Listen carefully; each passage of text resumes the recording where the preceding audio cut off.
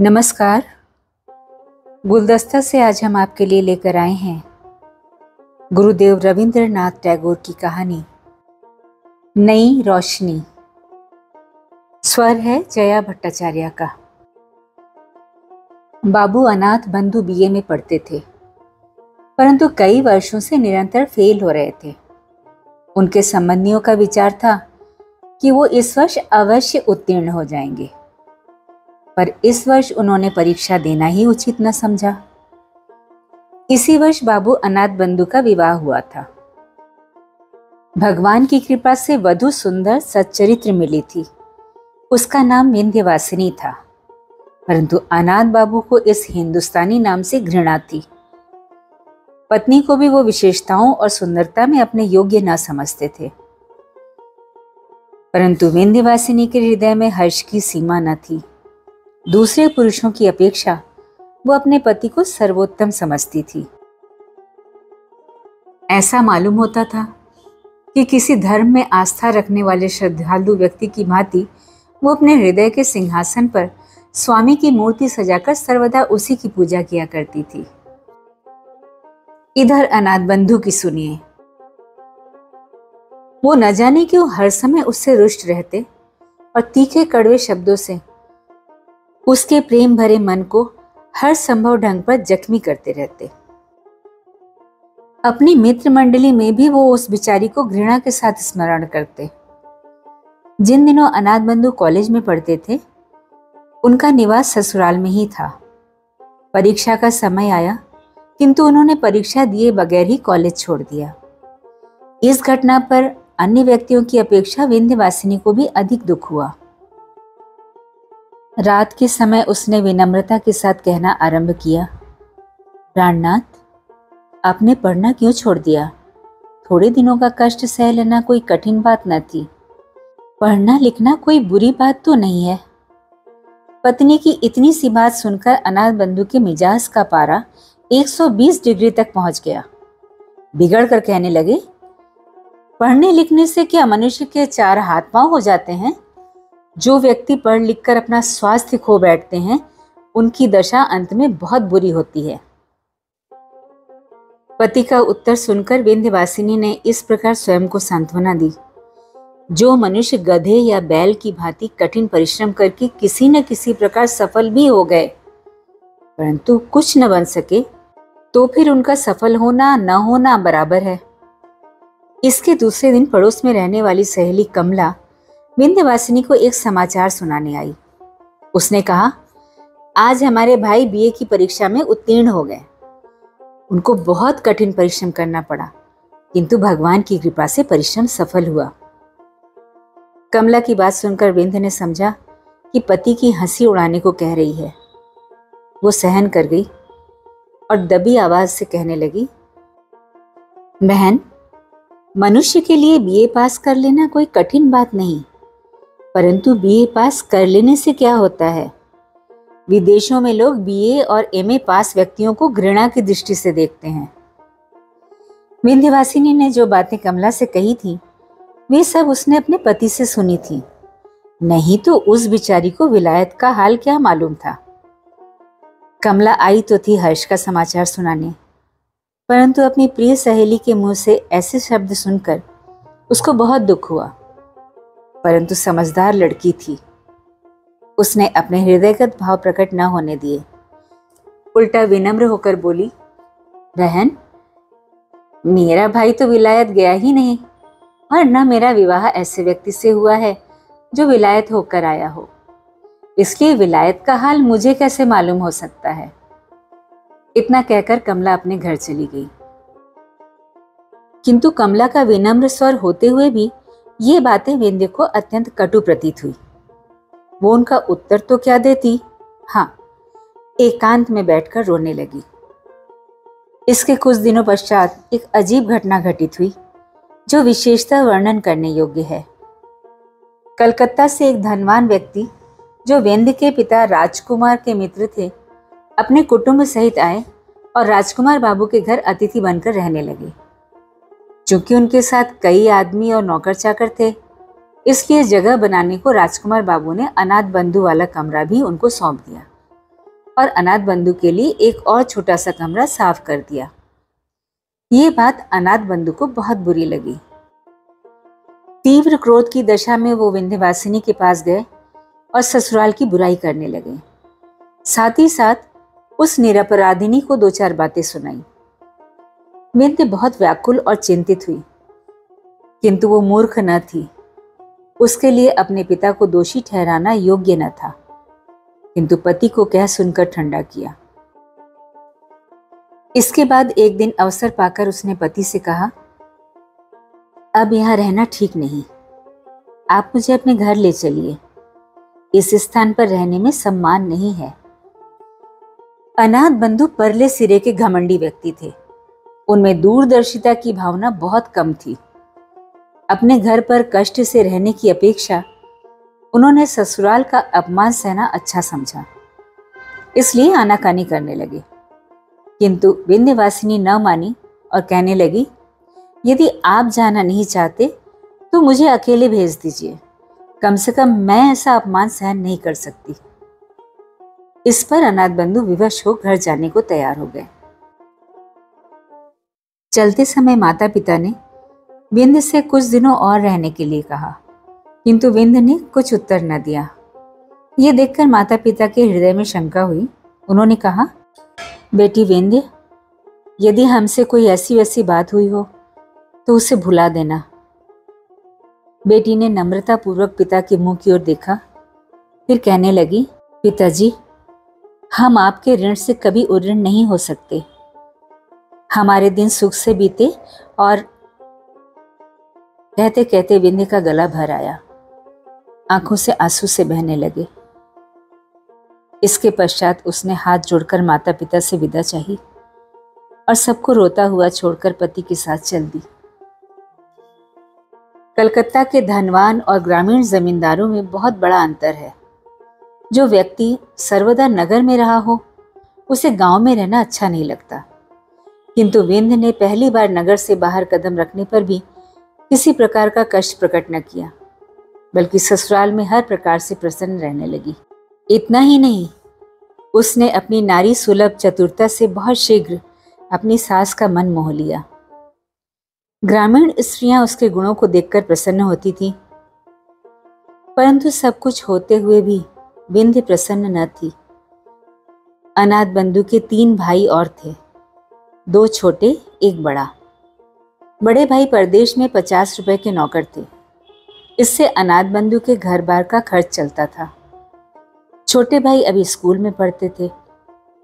बड़े भाई की पत्नी श्यामा को इस बात का घमंड था कि उसके पति की कमाई से सबको रोटी मिलती है, इसलिए वह घर के कामकाज को हाथ तक न लगाती थी। इसके कुछ दिनों पश्चात बड़े भाई छुट्टी लेकर घर आए। रात को श्यामा ने पति से भाई और भौजाई की शिकायत की। पहले तो पति ने उसकी बातों को हंसी में उड़ा दिया, परंतु जब उसने कई बार कहा तो उन्होंने अनाथ बंधु को बुलाया और कहने लगे, भाई, 50 रुपए में हम सबका गृहस्थ नहीं चल सकता। अब तुमको भी नौकरी की चिंता करनी चाहिए। ये शब्द उन्होंने बड़े प्यार से कहे थे, परंतु अनाथ बंधु बिगड़ कर बोले, भाई साहब, 2 मुट्ठी भर अन्न के लिए आप इतने रुष्ट होते हैं? नौकरी तलाश करना कोई बड़ी बात नहीं, किंतु हमसे किसी की गुलामी नहीं हो सकती। इतना कहकर वो भाई के पास से चले आए। इन्हीं दिनों गांव के स्कूल में 3rd मास्टर का स्थान खाली हुआ था। अनाथ बंधु की पत्नी और उनके बड़े भाई ने उस स्थान पर उनसे काम करने के लिए बहुत कहा, किंतु उन्होंने ऐसी तुच्छ नौकरी स्वीकार न की। अब तो अनाथ बंधु को केवल विलायत जाने की धुन समाई हुई थी। एक दिन अपनी पत्नी से कहने लगे, देखो, आजकल विलायत गए बिना मनुष्य का सम्मान नहीं होता और न अच्छी नौकरी मिल सकती है, इसलिए हमारा विलायत जाना आवश्यक है। तुम अपने पिता से कहकर कुछ रुपया मंगा दो तो हम चले जाएं। विलायत जाने की बात सुनकर विंध्य को बहुत दुख हुआ। पिता के घर से रुपया मंगाने की बात से बेचारी की जान ही निकल गई। दुर्गा पूजा के दिन समीप आए तो विंध्य के पिता ने बेटी और दामाद को बुलाने के लिए आदमी भेजा। विंध्य खुशी खुशी मैके आई। माँ ने बेटी और दामाद को रहने के लिए अपना कमरा दे दिया। दुर्गा पूजा की रात को ये सोचकर कि पति न जाने कब वापस आए, विंध्य प्रतीक्षा करते करते सो गई। सुबह उठी तो उसने अनाथ बंधु को कमरे में न पाया। उठकर देखा तो माँ का लोहे का संदूक खुला पड़ा था। सारी चीजें इधर उधर बिखरी पड़ी थीं और पिता का छोटा कैश बॉक्स जो उसके अंदर रखा था गायब था। विंध्य का हृदय धड़कने लगा। उसने सोचा कि जिस बदमाश ने चोरी की है उसी के हाथों पति को भी हानि पहुंची है। परंतु थोड़ी देर बाद उसकी दृष्टि एक कागज के टुकड़े पर जा पड़ी। वो उठाने लगी तो देखा कि पास ही कुंजियों का एक गुच्छा पड़ा है। पत्र पढ़ने से मालूम हुआ कि उसका पति आज ही प्रातः जहाज पर सवार होकर विलायत चला गया है। पत्र पढ़ते ही विंध्य की आंखों के सामने अंधेरा छा गया। वो दुख के आघात से जमीन पर बैठ गई और आंचल से मुंह ढांपकर रोने लगी। आज सारे बंगाल में खुशियां मनाई जा रही थी, किंतु विंध्य के कमरे का दरवाजा अब तक बंद था।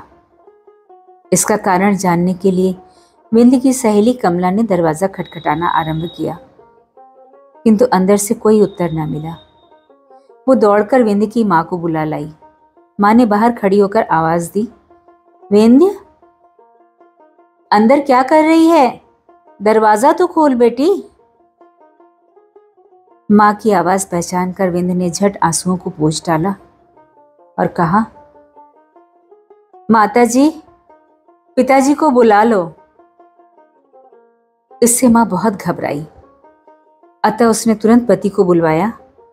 राजकुमार बाबू के आने पर विंध्य ने दरवाजा खोल दिया और माता पिता को अंदर बुलाकर फिर दरवाजा बंद कर लिया। राजकुमार ने घबरा कर पूछा, विंध्य, क्या बात है? तू रो क्यों रही है? ये सुनते ही विंध्य पिता के चरणों में गिर पड़ी और कहने लगी, पिताजी, मेरी दशा पर दया करो। मैंने आपका रुपया चुराया है। राजकुमार आश्चर्यचकित रह गए। उसी हालत में विंध्य ने फिर हाथ जोड़कर कहा, पिताजी, इस अभागन का अपराध क्षमा कीजिए। स्वामी को विलायत भेजने के लिए मैंने ये नीच कर्म किया है। अब राजकुमार को बहुत क्रोध आया। डांट कर बोला, दुष्ट लड़की, यदि तुझको रुपए की आवश्यकता थी तो हमसे क्यों नहीं कहा? विंध्य ने डरते डरते उत्तर दिया, पिताजी, आप उनको विलायत जाने के लिए रुपया न देते। ध्यान देने योग्य बात है कि जिस विंध्य ने कभी माता पिता से रुपए पैसे के लिए विनती तक न की थी, आज वो पति के पाप को छिपाने के लिए चोरी का इल्जाम अपने ऊपर ले रही है। विंध्यवासिनी पर चारों ओर से घृणा की बौछारें होने लगी। बेचारी सब कुछ सुनती रही, किंतु मौन थी। तीव्र क्रोधावेश की दशा में राजकुमार ने बेटी को ससुराल भेज दिया। इसके बाद समय बीतता गया, किंतु अनाथ बंधु ने विंध्य को कोई पत्र न लिखा और न अपनी मां की ही कोई सुध-बुध ली। पर जब आखिरकार सब रुपए जो उनके पास थे खर्च हो गए तो बहुत ही घबराए और विंध्य के पास एक तार भेजकर तकाजा किया। विंध्य ने तार पाते ही अपने बहुमूल्य आभूषण बेच डाले और उनसे जो मिला वो अनाथ बाबू को भेज दिया। अब क्या था, जब कभी रुपए की आवश्यकता होती वो झट विंध्य को लिख देते और विंध्य से जिस तरह बन पड़ता अपने रहे सहे आभूषण बेचकर उनकी आवश्यकताओं को पूरा करती रहती। यहाँ तक कि बेचारी गरीब के पास कांच की 2 चूड़ियों के सिवाय कुछ भी शेष न रहा। अब अभागी विंध्य के लिए संसार में कोई सुख शेष न था। संभव था वो किसी दिन दुखी हालत में आत्महत्या कर लेती, किंतु वो सोचती कि मैं स्वतंत्र नहीं, अनाथ बंधु मेरे स्वामी हैं, इसलिए कष्ट सहते हुए भी वो जीवन के दुख उठाने पर विवश थी। वो अनाथ बंधु के लिए जीवित रहकर अपना कर्तव्य पूरा कर रही थी। किंतु अब चूंकि उसके लिए विरह का दुख सहना कठिन हो गया था, इसलिए विवश होकर उसने पति के नाम वापस आने के लिए पत्र लिखा। इसके थोड़े दिनों बाद अनाथ बाबू बैरिस्टरी पास करके साहब बहादुर बने हुए वापस लौट आए, परंतु देहात में बैरिस्टर साहब का निर्वाह होना कठिन था, इसलिए पास ही एक कस्बे में होटल का आश्रय लेना पड़ा। विलायत में रहकर अनाथ बंधु के रहन सहन में बहुत अंतर आ गया था। वो ग्रामीणों से घृणा करते थे। उनके खान पान और रहन सहन के तरीकों से ये भी मालूम न होता था कि वो अंग्रेज हैं या हिंदुस्तानी। बिंदी यह सुनकर बहुत प्रसन्न हुई कि स्वामी बैरिस्टर होकर आए हैं, किंतु माँ उसकी बिगड़ी हुई आदतों को देखकर बहुत व्याकुल हुई। अंत में उसने भी ये सोचकर दिल को समझा लिया कि आजकल का जमाना ही ऐसा है, इसमें अनाथ बंधु का क्या दोष। इसके कुछ समय पश्चात एक बहुत ही दर्द से भरी घटना घटित हुई। बाबू राजकुमार अपने कुटुंब सहित नाव पर सवार होकर कहीं जा रहे थे कि सहसा नौका जहाज से टकराकर गंगा में डूब गई। राजकुमार तो किसी प्रकार बच गए, किंतु उनकी पत्नी और पुत्र का कहीं पता न लगा। अब उनके कुटुंब में विंध्य के सिवाय कोई दूसरा शेष न रहा था। इस दुर्घटना के पश्चात एक दिन राजकुमार बाबू विकल अवस्था में अनाथ बंधु से मिलने आए। दोनों में कुछ देर तक बातचीत होती रही। अंत में राजकुमार ने कहा, जो होना था सो तो हुआ, अब प्रायश्चित करके अपनी जाति में सम्मिलित हो जाना चाहिए, क्योंकि तुम्हारे सिवा अब दुनिया में हमारा कोई नहीं। बेटा या दामाद जो कुछ भी हो, अब तुम हो। अनाथ बंधु ने प्रायश्चित करना स्वीकार कर लिया। पंडितों से सलाह ली गई तो उन्होंने कहा, यदि इन्होंने विलायत में रहकर मांस नहीं खाया है तो इनकी शुद्धि वेद मंत्रों द्वारा की जा सकती है। ये समाचार सुनकर विंध्य हर्ष से फूली न समाई और अपना सारा दुख भूल गई। आखिर एक दिन प्रायश्चित की रस्म अदा करने के लिए निश्चित किया गया। बड़े आनंद का समय था। चहुओर वेद मंत्रों की गूंज सुनाई देती थी। प्रायश्चित के पश्चात ब्राह्मणों को भोजन कराया गया और इसके परिणाम स्वरूप बाबू अनाथ बंधु नए सिरे से बिरादरी में सम्मिलित कर लिए गए। परंतु ठीक उसी समय राजकुमार बाबू ब्राह्मणों को दक्षिणा दे रहे थे। एक नौकर ने कार्ड लिए हुए घर में प्रवेश किया और राजकुमार से कहने लगा, बाबूजी, एक मेम आई है। मेम का नाम सुनते ही राजकुमार बाबू चकराए। कार्ड पढ़ा। उस पर लिखा था, मिसेस अनाथ बंधु सरकार। इससे पहले कि राजकुमार बाबू हाँ या ना में उत्तर देते, एक गोरे रंग की यूरोपियन युवती खटखट करती अंदर आ उपस्थित हुई। पंडितों ने उसको देखा तो दक्षिणा लेनी भूल गए। घबराकर जिधर जिसके सींग समाये निकल गए। इधर मेम साहिबा ने जब अनाथ बंधु को न देखा तो बहुत विकल हुई और उनका नाम ले लेकर आवाजें देने लगी। इतने में अनाथ बंधु कमरे से बाहर निकले। उन्हें देखते ही मेम साहिबा माय डियर कहकर झट से उनसे लिपट गई। ये दशा देखकर घर के पुरोहित भी अपना बोरिया बंधना संभाल कर विदा हो गए। उन्होंने पीछे मुड़कर भी न देखा। अभी आप सुन रहे थे गुरुदेव रविंद्रनाथ टैगोर की कहानी नई रोशनी। वाचिका थी जया भट्टाचार्य।